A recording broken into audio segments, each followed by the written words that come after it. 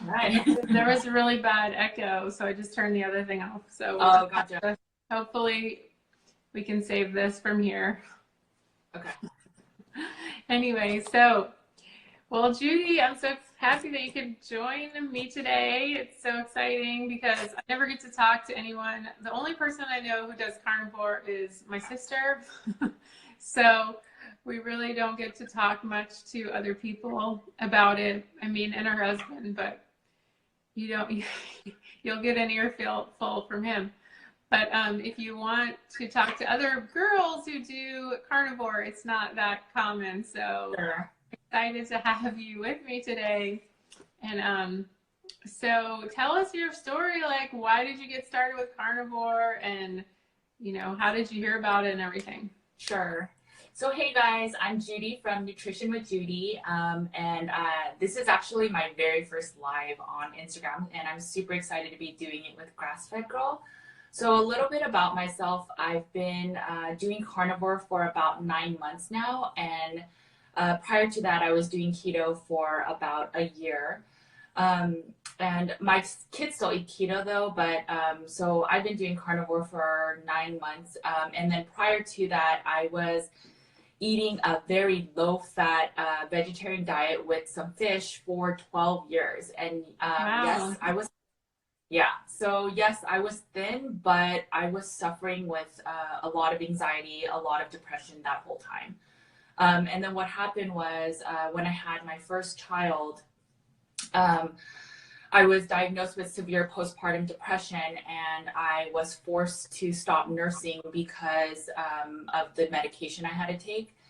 And I really believe that so much of why that happened to me was because of the low-fat vegetarian diet I was eating. And I think, on top. So let me get it straight. So you took a medication and they told you to stop nursing, or it reduced Yeah.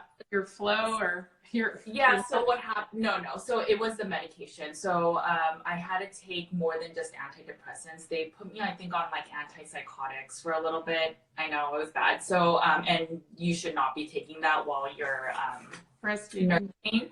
Okay. Yeah, so, and that's probably why I'm still nursing my almost 3-year-old, because it's kind of like that chip on my shoulder. You want to make for it. Yeah, exactly. And so, and that's part of the reason why my journey with nutrition started. But, and so, yeah, I stopped nursing, and then I just realized like maybe something's off. And then on top of that, there were years where I was using a lot of disordered eating to kind of stay thin. So like there was days I'd eat like 800 calories, and then I'd fill my stomach with like hot tea or like loads of diet soda. Like I was drinking like, I don't know, sometimes I drink like 2 2-liter bottles of diet soda to hold me over. And then there were days when just to feel something like full. Yeah, Something feel that, yeah, to feel the stomach stretch. And then there were other days like I would just end up binging off so much food, like anything in sight was what I'd eat. And then I'd end up like finding ways to take care of it. So I'd go to the gym and like be on the elliptical for 2-3 hours, or I take, yeah, or I'd take laxatives like they were candy. I mean, I was definitely not in a good space. And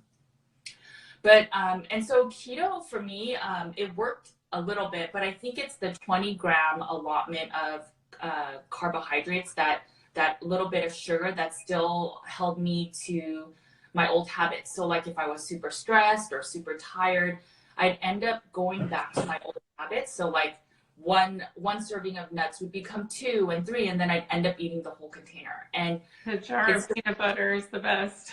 Yeah. And so there was just something about, I think that a little bit of carbs that you're allowed to eat that just never let my sweet cravings go away. And so then on carnivore now, I mean, I seriously don't crave sugar, and I don't eat carbs. I don't crave it. I'm 9 months in. And, like my husband, he used to go to farmers markets, and he would bring me back bread because that's what he knew that I liked. And I mean, now he brings me back heart-shaped steaks, but hi, Kevin. But anyways, yeah, so now when I'm hungry, like I eat a nice juicy steak, and it hits the spot every time, like every time. I think we're all taught to be moderators. And I mean, guys, you guys can see my post on Instagram, but for me, like moderation doesn't work. I've been through dietitians and they'd always say, no, you need to have moderation of carbohydrates and you should be able to eat sugar and this and that. And for me, it just doesn't work. 99% abstinence for me is so difficult. Like that one little bit of sugar, like triggers something in my brain. It's like, eat more, you know, but 100% super easy. And I think it's because, you know, it takes the guesswork out of eating. It takes the willpower, all of the decision making in terms of what you have to eat and what kinds of foods, it's all out. And it makes eating just so easy. Yeah, so that's sort of my story. Wow. So, Yeah. I mean, it's similar to mine, except mine's like longer on the mine's longer on the keto side, but Sure.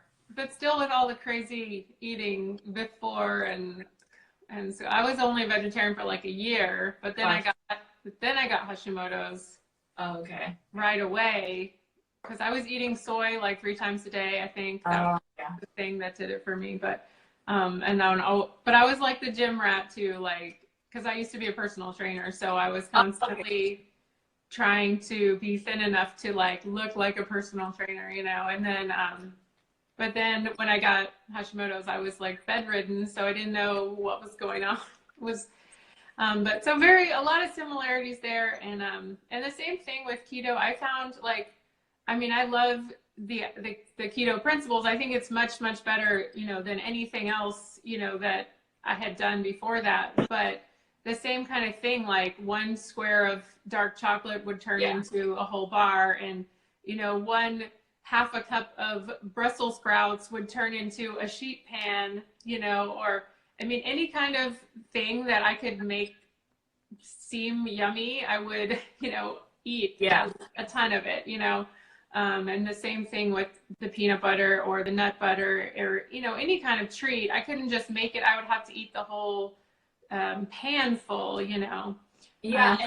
You know, there's a study done. I can't quote what the study name is, but I'm sure people could find it.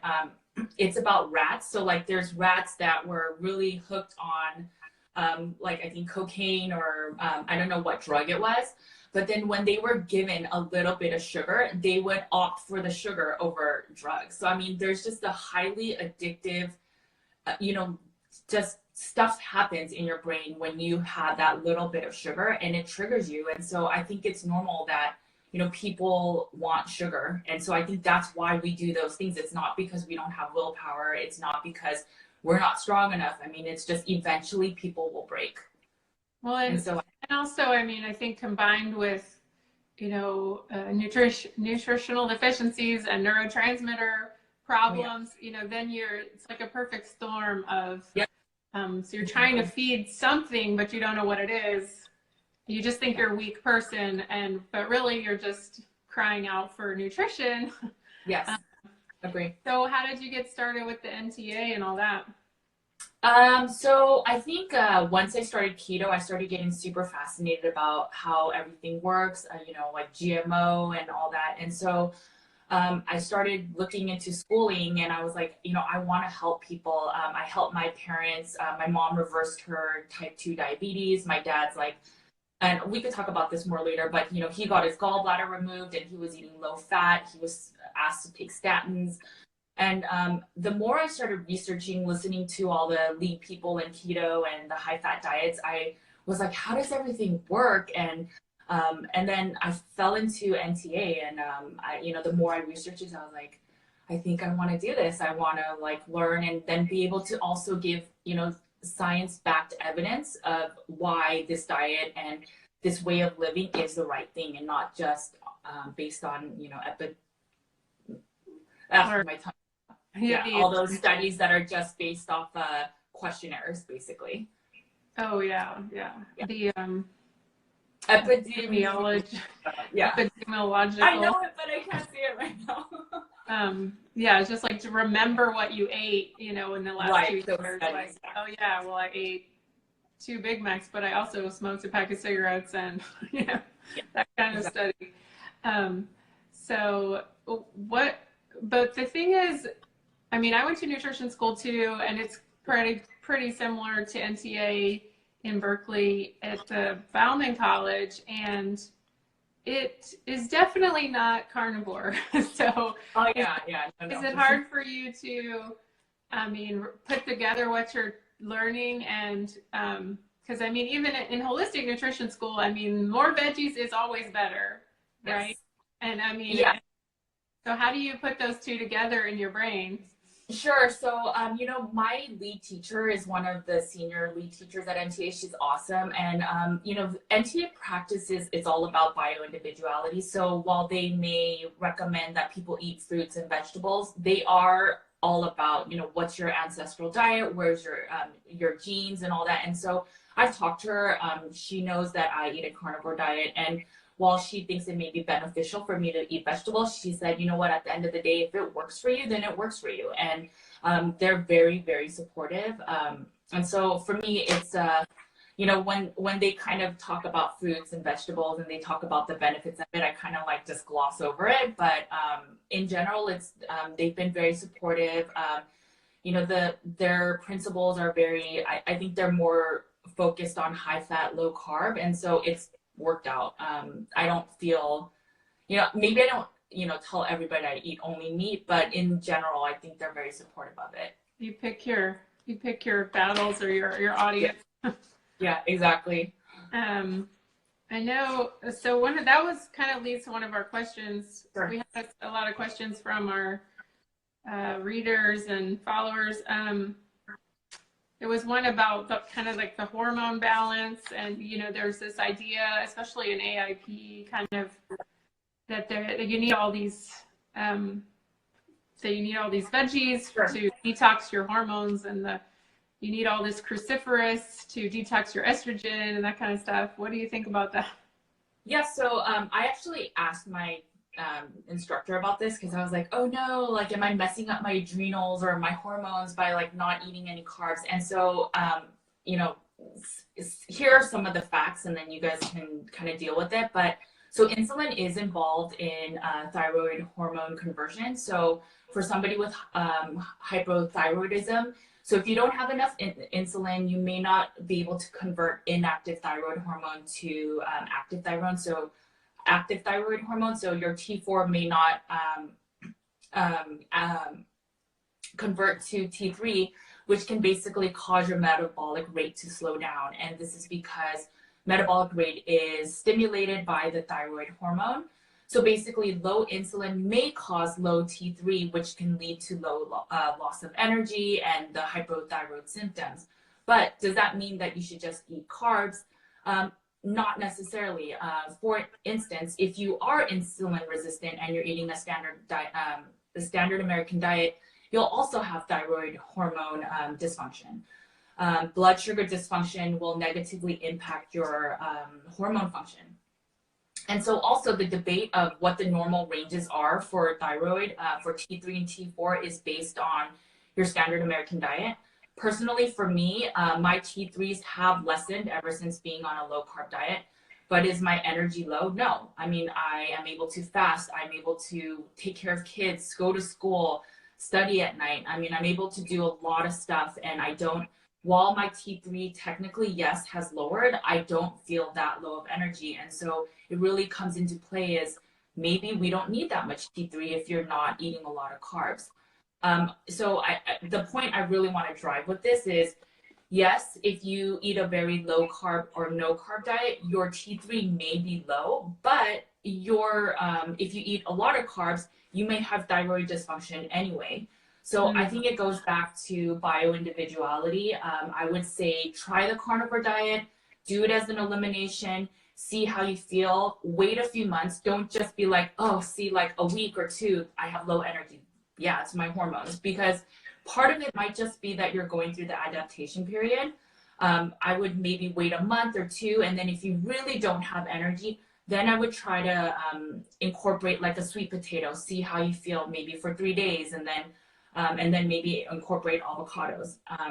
But I think most people who are going to start carnivore have probably already done that, in a lot of ways. They've probably already I mean, I know most people don't go straight to carnivore. They go to paleo, then they go to keto, and then, or, you know, some variation of diet or something like that. And then it's kind of like a last resort. So, I mean, most people have probably, I know, I mean, I can't eat one sweet potato or half a sweet potato or any of this carbing up stuff is too much for me. You know, it's like half a sweet, I mean, no, it is a good suggestion, but I feel like a lot of people may already know how they felt eating a little bit of carbs, you know, so, and I mean, yeah, do try it. I mean, that's all this is always feeling it out for yourself. And, you know, we have to take responsibility and do it ourselves. Our doctors are not going to be there to, you know,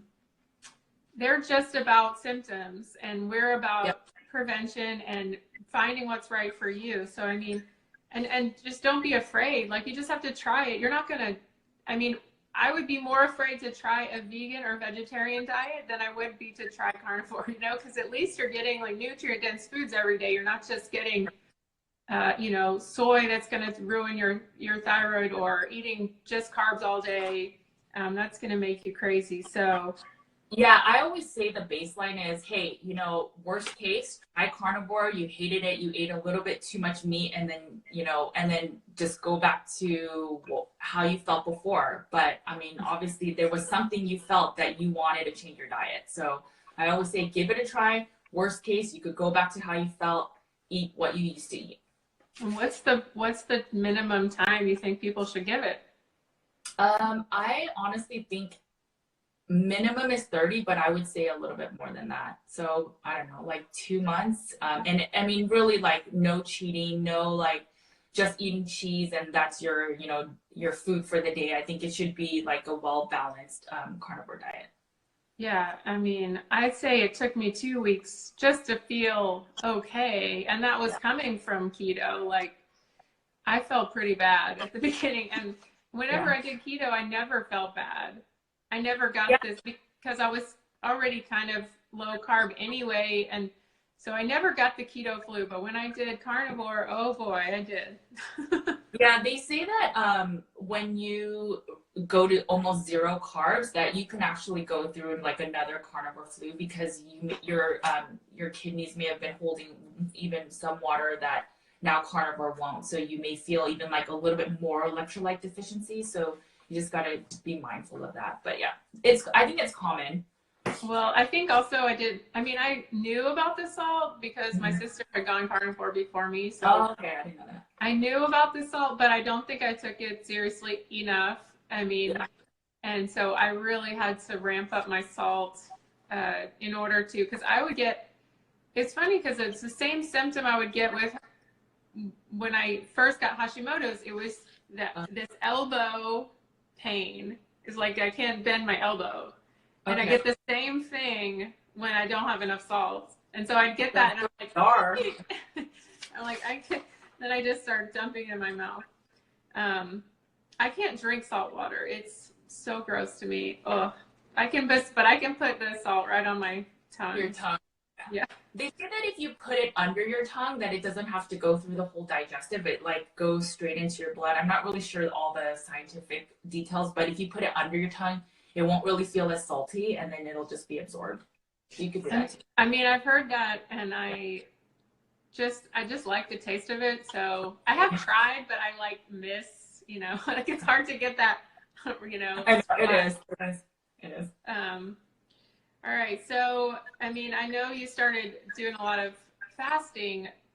What did you just kind of fall into that naturally, or did you try to do that, or what? Yeah, so I did fall into it naturally. So because I came from a place of a lot of under eating and also a lot of overeating, counting calories and all that, I even on keto, I was very anti fasting, just for my own personal history. And so, you know, I hear about it, but I just stayed away from it a good 6 months. And then I tried like 12-12, 16-8. And what I noticed is it helped with my night snacking. So I think a lot of people we're making all these decisions all through the day. And we're like, by the end of the night, the reason why a lot of people end up overeating or binging at night is because by the end of the night, our willpower is gone, our motivation is gone. And so for me, that's when like damage would be done. And I said, hey, if I just close my eating window and I don't eat anymore at night, I can't do any of that stuff. And it's back to that abstainer personality. And so that's part of the reason I started. And then it started working. I stopped feeling hungry. And then, and then on carnivore, it just really like, because I was just fed very, very nutrient dense foods, I don't get hungry that often. And so it just, I just sort of fell into it. But you definitely, I mean, I'm sure you would say if fasting is like really brings up a lot of emotion or something, like that you shouldn't do it. If you, like I saw the other day, you stopped eating earlier because you said you didn't sleep. And so it's like, well, that day you were listening to your body, not just trying to make yourself keep going, Yeah, absolutely. I think most veteran carnivores are super anti-fasting. Actually, they believe it's feast when you're hungry, and then when you're not when you're not eating, it's just you're not eating. It's not about fasting. So, it always comes back to listen to your body, trust your body. And if you feel a little weak, don't force anything. Don't force fasting. By eating a carnivore diet, you're already eating very clean. You don't need to force fasting. Yeah, I mean, I feel like the first month or two, because I'm in 5 months now. Right. And I feel like the first month it was more like just feast all the time because me too. Because it's such a big change, and it really is all you can eat. So I mean, there's some limited choices, right, compared to what you used to eat. So and I was just like, I definitely did not want to be hungry or anything.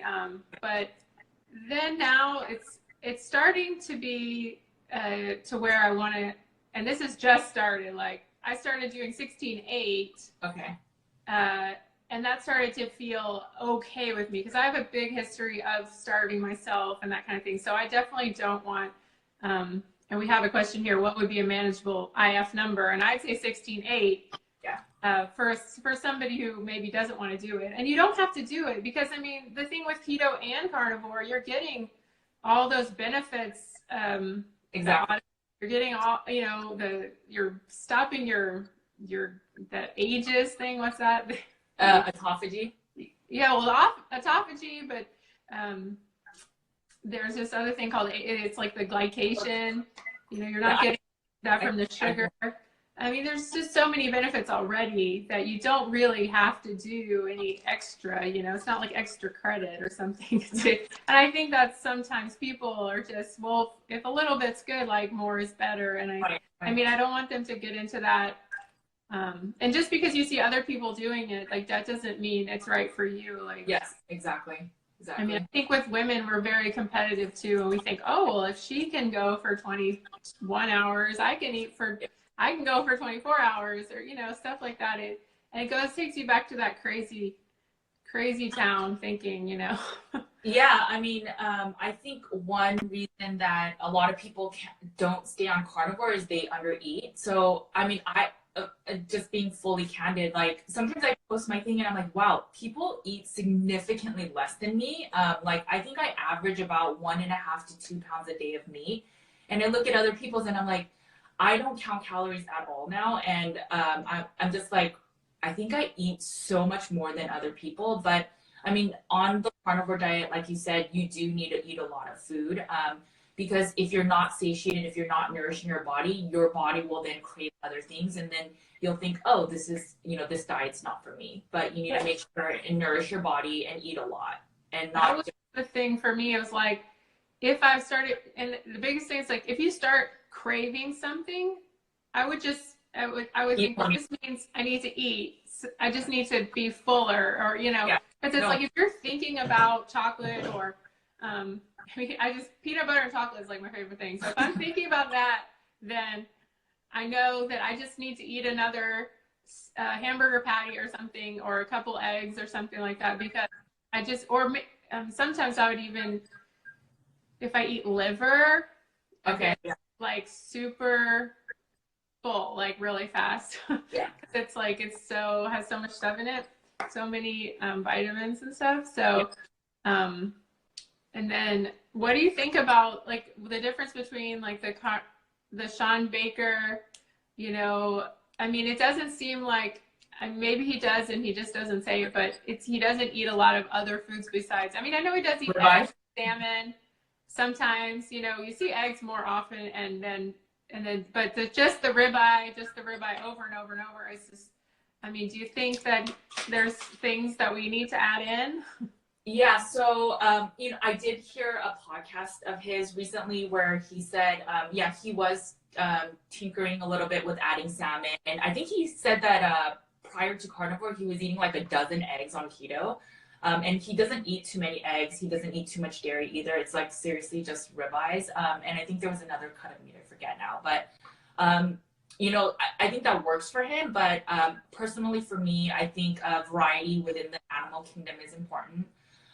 You know, liver and fish eggs like salmon roe, they have a lot more nutrient density, including vitamin C, vitamin A. Like sardines have a bunch of calcium. So yeah, I think, you know, if you want to cover all your bases kind of thing, it's good to like get all the macronutrients and micronutrients in all the different meats. And so for me personally, I try to eat like all go out of my way to make sure and get some salmon or get some sardines in my diet, or try to eat some chicken liver, although I don't really like it, but you know, or get some salmon roe to get that whole nutrient density and not just stick with steak. Yeah, I don't know. For some reason, I like liver. Everyone says I hate it, but I think I used to eat it with my dad when I was a kid. Oh, okay. We would eat it from like KFC. They used to have it at KFC. Oh, okay, okay. So of course, it's not fried and battered, you know, but yeah. I do still like it for some reason. I never got that grossed out taste like most people have. Do you only eat chicken liver, or do you also eat beef liver and all the? I can eat beef liver if it's like grilled outside. You know, I can, because if you marinate it, like my husband is from another country, so he has a lot of he's used to eating gross stuff, you know, from that we don't eat. You know, a lot of people didn't grow up eating here, and so he taught me how to marinate it just in some vinegar and stuff, and then it kind of kills that, and then you can grill it, and it's really tasty like that. So I've had people say they couldn't eat it and then they could eat it like that. So okay, something really good. But yeah, I mean, I'm kind of a fan of Frank Tufano, and he's like a big big nutrition nerd. He's all about raw foods and I mean raw meats. I mean, I'm not there yet. I'm not there yet. How about you? No, but you know, I'm not. I can't. No, but I have noticed that, because I used to be like, it has to be medium, or I didn't want it too rare, but now I've noticed I can eat it more rare than I used to. Yeah, me too. Me too. So that's interesting that it changed like that. All right. So now, some people have an idea about cheating, like, or what, I don't like that word, but the temptations, like adding in foods that are non-carnivore. Do you do that, or?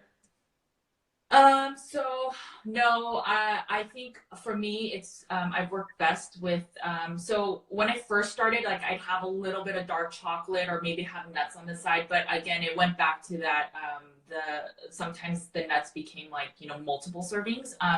What's really worked best for me right now is just strictly eating like meat, salt, and water. But, I do have a little bit of MCT oil. And it's, I mean, MCTs are basically, you know, shorter chain fatty acids than coconut oil. And so your body doesn't have to digest it. It goes straight to your liver. So for people with without gallbladders, it's perfect for them. But it gives me a little bit of kick in my coffee in the morning with energy. But other than that, no, I don't. I'm trying to think. Yeah, there's nothing else. I think I use a little bit of MCT oil. I don't even cook with coconut oil. I use my tallow from my bone broth, so it's like extra nutrient dense. And I use sometimes like bacon fat, but I don't eat other than that. And then So what is your thoughts on dairy then? So I tried Whole30 carnivore, so it's even like more restrictive, like in the beginning of the year. So basically, Whole30 doesn't let you kind of have dairy, and so I tried that. I thought you made that up. Oh yeah, no, I totally made it up. Okay.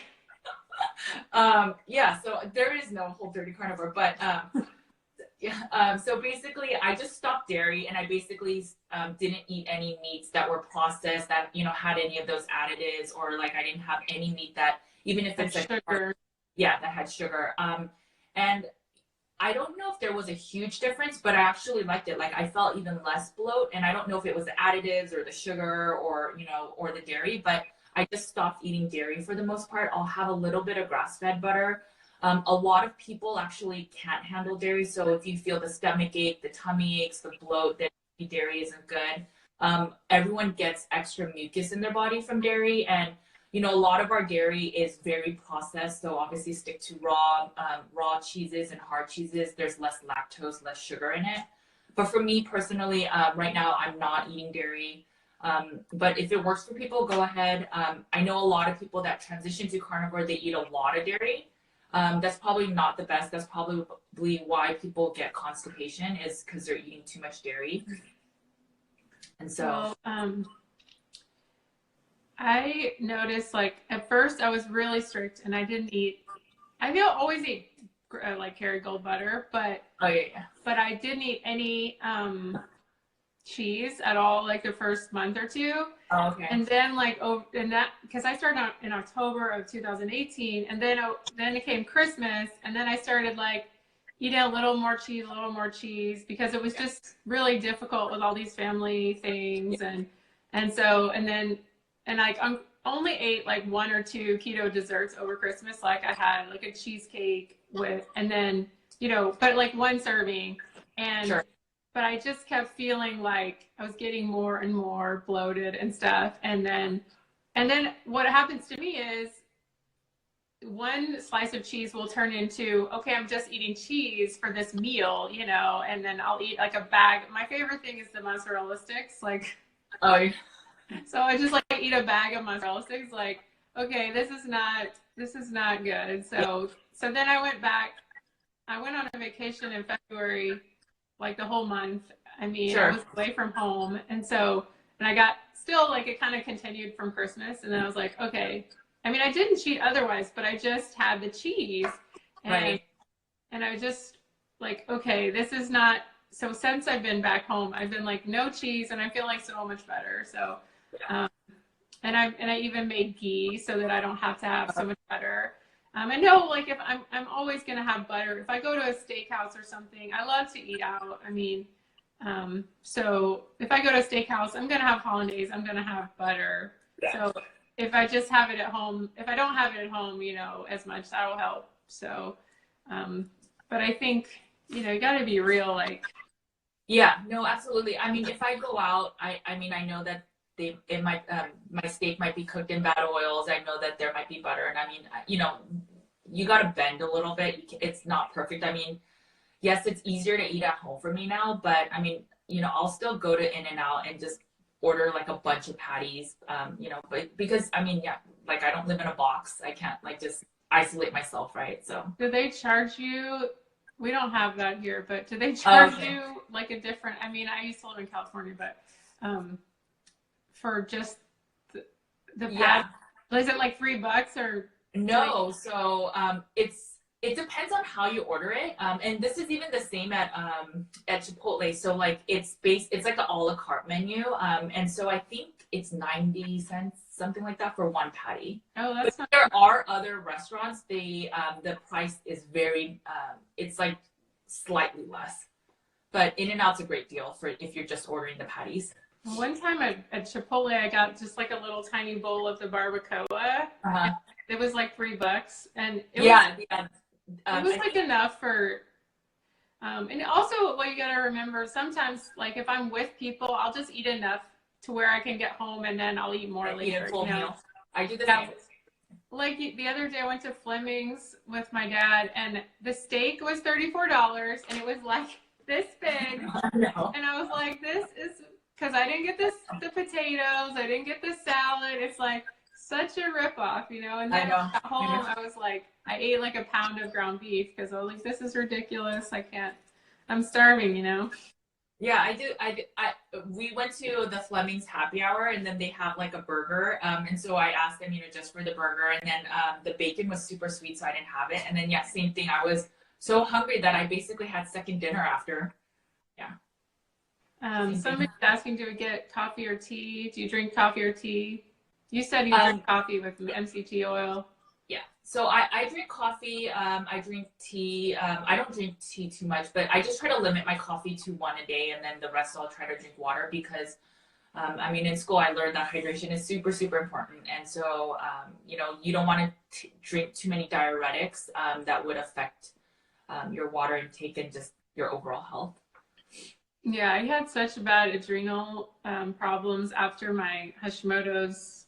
I think, it was all connected. And I just stopped drinking coffee. And that's been 9 years ago. So oh, wow.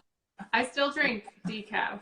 I try to buy like really fancy decaf that's doesn't have a bunch of junk in it. But I enjoy it.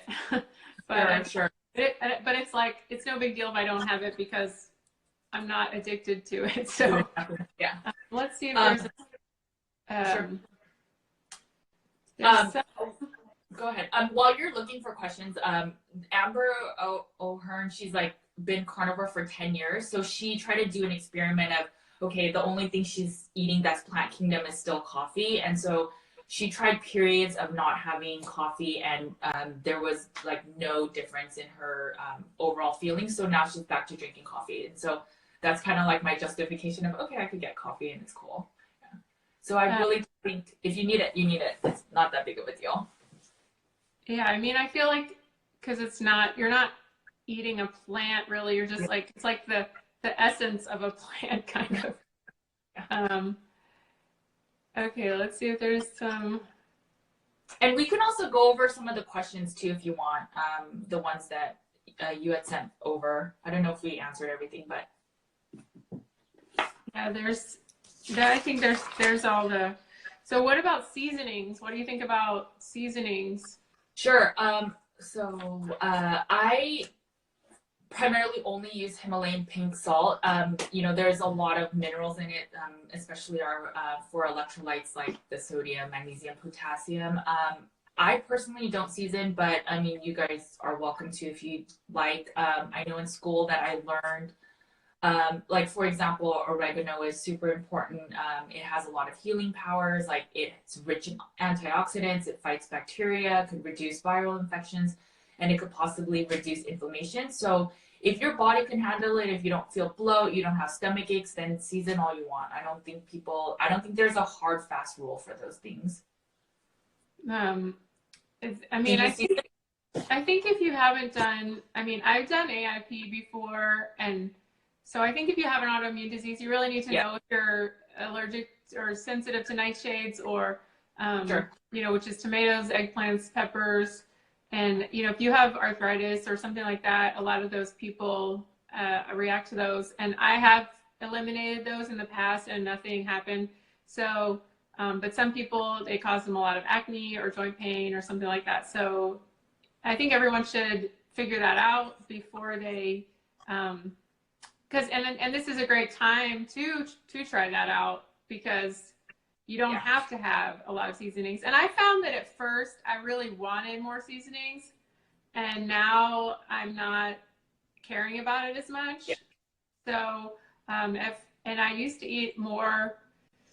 Like one of my husband's favorite things, chicken wings. So we make chicken wings, and then have to have the paprika and all the stuff on them, and then. But I'm finding like a less wanting the chicken wings as much as I used to. But I'm still gonna eat them if Yeah, I'm the same. And why do you think it is that you always crave meat more than I don't crave fish or if I'm hungry, I just want red meat. And I wish last night I ate salmon and scallops because my husband was here and we were trying to act like we were making a date night. But After that, I ate a steak because Oh, yeah, I was like, I saw the scallops on your live, and I was like, oh, that looks delicious. it was, I mean, really good and stuff, but I was just like, it's so light that I felt like I needed something else, especially if I was gonna fast until for a while. Like if I was gonna wake up at 6 and eat again, then I might not have. But if I knew I was gonna wait, you know, till like 10 to eat, I was like, okay, well, I need something else.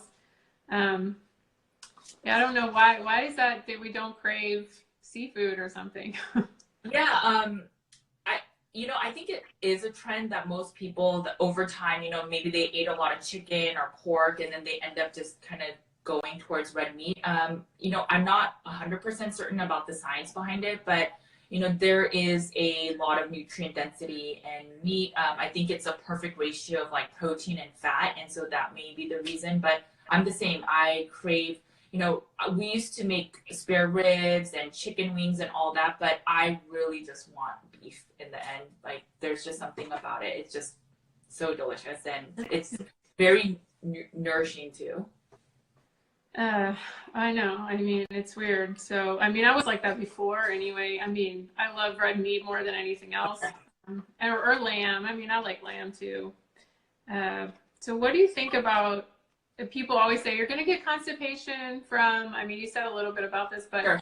they think that I think that comes from like the vegan thing, like meat rots. The fear of fiber. Yeah, and you're just going to sit there and it's just like festering or something like that. Yeah, so I think a lot of people may get constipation in the beginning, and it's probably because they're eating too much dairy. I think a lot of people, and I did this myself, so I'd like literally eat a whole 8-ounce block of cheese in one sitting because I really wanted sugar. I really wanted a fat bomb or something, but and I ended up just eating all that cheese. But I think there's something in cheese that makes people really constipated. So definitely like make sure and drink a lot of water with and any added electrolytes, and then maybe lay off the cheese. But in terms of fiber or the fear of constipation, like it doesn't happen. I mean, I've been doing carnivore for 9 months now, and I would be in a lot of trouble. Osley Stanley, the sound engineer for Grateful Dead, he was a carnivore for 40 years, and he was super healthy. So I mean, like he would be in a lot, So He's the only healthy person in the Grateful Dead. Yeah.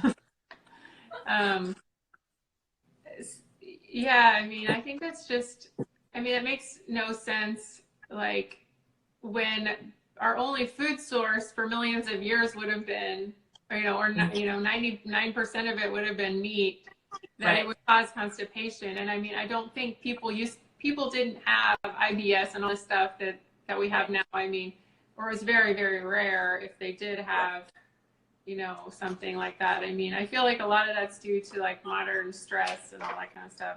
Yeah, agree. And I think it's like the belief that we need to have so much fiber in our diet. But I mean, there's so many different kinds of fibers. There's like insoluble, soluble. There's like, I forget all the other ones. But I mean, you don't need fiber to have bowel movements. It's actually just creates bloat in your system. And yeah, you don't need it. I think there is a period of change, like when you will have a change in your gut bacteria. And I actually did a stool test 1 month after. It was at least 1 month. It may have been a little more. And it was a coincidence. Like I already had it scheduled. Oh, that's but cool. I had like, she told me like when she took it, opened it, she was like, I mean, the results, she was like, I have a holistic, like a nurse practitioner here. And she was like, you have one of the most diverse microbiomes I've ever seen. And I thought she was going to say something like, oh my God. Fun. And there was only one bad thing that was like a little high. But I mean, I think over time, I mean, it was one bad strain or something like that. But I mean, I didn't have any other problems at all. And she was like really impressed. And I was shocked too because I'd only been eating meat and stuff. So. Yeah. And I mean, what, how do you think that this is not one I had on there, but like the whole thing with people believe so like to the death about calories in, calories out. And I mean, I'm eating just as many calories, if not more, than when I was on keto, um, and I mean, I've lost 15 pounds since I started this. And why would we lose weight if we're not reducing our calories? So I don't think the calories in, I mean, like I'm not a big model believer in that. I think our bodies, so we kind of have like set points where our bodies will function at that point, right? So if you're only consuming 1200 calories, your body will function at a 1200 calorie, I guess, metabolic state. And then it'll kind of shut off areas that they don't feel as important, right? Or like, not, your body will shut off points where it's not for survival. So for example, you may start feeling cold more often, or those certain things, because that's not for your survival if they had to pick and choose the priority in your body. So I think when you're eating meat, when you eat a lot of nutrient density meats and you're not eating a lot of like waste products, I think maybe you increase your metabolic rate. And then I think it really comes down to, if you listen to your body and eat when it's hungry and then stop when it's full, your body will find a natural like weight balance. I think most people get very obese when their bodies are sick. I don't think it's necessarily because they're over consuming a certain amount of calories. I think it's obesity comes with sickness, and I think if you are nourishing your bodies, it's not about necessarily about calories. I mean, those are great points, and then also I think it's like you're removing, there's the whole thing with you're removing the inflammatory foods, and you're letting go of a lot of fluid maybe that you were storing up as kind of a protective mechanism against all these foods that you were eating, and you're having some gut healing going on and that kind of stuff. So I mean, that must be what it is, because I still eat a lot, and yeah, your body is 60. So I mean, you make a good point. Like, your body is like 60% water, and so if you're eating less carbs, then your body will release. I mean, your kidneys will release a lot more water. And what about people doing? We had a question up here too, about the gallbladder. You were going to talk about that a little bit? Yeah, so your body, even though you have your gallbladder removed, you may not be able to store bile as much, but you still produce bile. So I think it may be a little bit more of a slower transition period than maybe people that do have gallbladders. Anecdotally, my dad, he got his gallbladder removed. He's been doing keto carnivore now for about 6 months. And in the beginning, we helped support his dietary change by adding bile salts. So it's really to just help give him extra bile. And then instead of having like ribeyes in the beginning, he was having more like New York steak or ground beef that was a little bit leaner, so that his body can get acclimated to the fat intake. And now 6 months in, he can have any type of steak. He's not eating bile salts, and he's fine. I mean, I think it may be yeah. It's just a slower transition, but you can absolutely do this diet on without your gallbladder. And I've heard the same thing about keto, but what about, so you mean like ox bile enzymes or something like that? Yeah. So it's basically desiccated bile into like pill forms, and it just gives you extra bile to break down fat in your body. Okay. And what do you think about the long-term safety, and we're going to die of scurvy and that kind of thing? Yeah, so I mean, I say try it, get your blood work done, and then I think blood work is important in terms of just getting snapshots in time. So maybe do it right before you start carnivore, and then a few months into carnivore, and then a few months continued onto carnivore, and then see how the blood work shows, but also like just go by how you feel. I mean, there's so many carnivores that have been doing it for 10, 20 years, and even the guy from Grateful Dead. I don't think it's a diet that people are sick. And additionally, there are many tribes from before that only ate beef, and they thrived as societies, like the Inuit. I mean, people always talk about them, but Yeah, there are what's that guy, the Stephenson? He went up George Stephenson or something. I forget, but yeah, he wrote a lot something about it. Swedishy sounding, and he was up there, and then as soon as he came back, like he got sick because he was eating crap again or whatever. No, or he started eating lean meat and he got sick in like 2 days or something. Exactly. So yeah, I think the blood work is important. I haven't done that, but I've done my blood work before, like when I was on keto and stuff. And I mean, at one point I had really high cholesterol, but that was when my thyroid was like kind of out of control. And then as soon as I did it later when I got like on a better medication or something, and then my cholesterol was fine, which I don't even worry about cholesterol, but just to give people an idea, it's usually a signal of something else is wrong in your body. It's not your cholesterol really doesn't come from food. It's more of a signal that you have inflammation somewhere, and it's up to you that you want to figure out where that is. And I want to do it again just to see. But sometimes I think people do it maybe too soon, and then they see something and then they freak out, and then but I don't think I eat any more fat than I used to. I always eat tons of fat, so I don't think that's like a big deal. Yeah, I have a friend that did carnivore for like 2 weeks and then got their blood work. Cholesterol went up a little bit, but they also had non-keto foods like during the the winter break, and it's just like, come on, it's not because you're carnivore that now all of a sudden your cholesterol is high. I mean, you have to use like a little bit of, and I think people give up too soon. I mean, I think the electrolyte issue is just really big, and people aren't taking that into account. Then they're shooting themselves in the foot because they're going to give up way too soon. And I found that I had to drink a lot of bone broth because that was kind of a soother for me when I was starting out, and it was a way for me to get a lot of salt in my body. So I mean, I think go ahead. Oh no, I was just gonna say bone broth has a lot of electrolytes. Like there's just a lot of minerals in it, and so that's why it is very good. It's in terms of nutrient density, and it's really good in terms of electrolytes. And I feel like Weston A. Price always talks about that the bone broth helps to break down the muscle meat and that kind of stuff.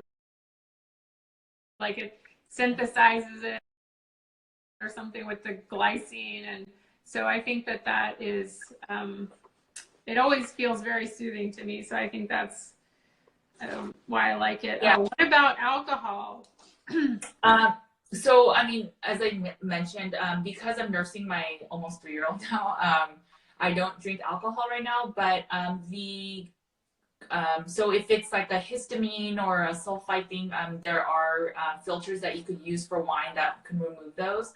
But in general, I think carnivores that I know that drink alcohol, they'll drink like dry wines, or they'll drink like hard alcohol without sugar, like vodka. But you just need to be wary that your body will synthesize alcohol first, and so your tolerance level, once you're on a like low carb or carnivore diet, you may get drunk a lot faster than you're used to. So I'd say go for it if you can handle it. Yeah, and I mean, I definitely think if you're wanting to lose weight or something like that, then definitely keep it. I'd say no alcohol for the first month at least. Yeah, agree. And then maybe after that, everyone, on a special occasion or every once in a while. But I mean, drinking wine every night is not going to, I mean, I used to see that with my personal training clients, and we live like near Napa. So they never lost weight if they were drinking wine every night. So yeah, and drinking wine every night will affect your adrenals, which affects your hormones. So I mean, I know that they always say, oh, one glass of wine a day is not bad for you, but I mean, it's not super beneficial either, though. Yeah, I mean, I've had women tell me that they cut the one glass at night and they slept so much better. And I've heard that too. That it's worth, definitely it's worth trying. So, well, hopefully I can save this. Is there any like words of encouragement or wisdom you want to share before we go? I just think you guys gotta just try it. It was a life changer for me. I feel like I have my life back, and like I really think that I know a lot of people think it's like an extreme diet, but it really has like I think if you think of plants and if you think about meat, everything breaks down to macro and micronutrients in your body. And as long as you're getting your macro and micronutrients, meat is a lot more bioavailable. Your body will absorb it a lot faster and a lot better than vegetables. It doesn't have anti-nutrients and it doesn't have, all these negative things that plants have. And if you don't feel good right now, then try it and see like how much better you can possibly feel. I don't think we should focus